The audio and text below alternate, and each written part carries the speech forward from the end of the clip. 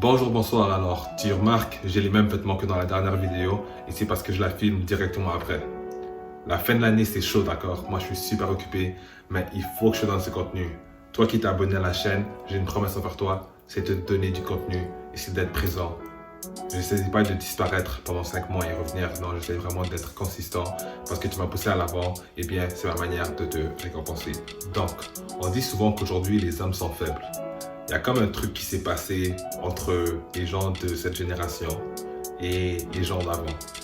Avant, on disait que c'était plus souvent des bonhommes, il y avait plus de travail manuel, c'était des gens qui taffaient plus dur, qui n'avaient pas peur de se salir, etc. Et pourquoi en fait? Eh bien, pour être un homme, l'idée c'est pas de se salir. L'idée c'est d'être prêt à passer à l'action. L'idée c'est de ne pas avoir peur. L'idée c'est de s'en battre les couilles du jugement et de la critique. Ce qui se passe aujourd'hui, c'est que on a accès à de la dopamine en masse, de la dopamine en excès.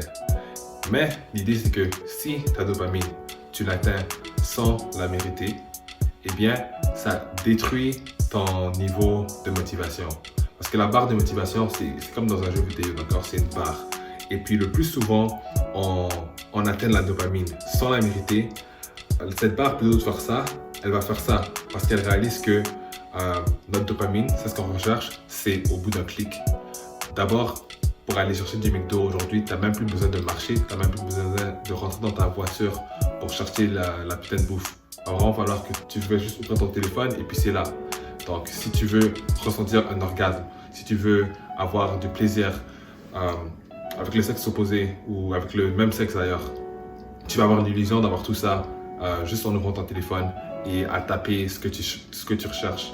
Et puis après, ce que ça fait, c'est que ça nous donne l'impression qu'on a cette dopamine, mais ce n'est pas mérité, on n'a pas travaillé et ça nous rend paresseux.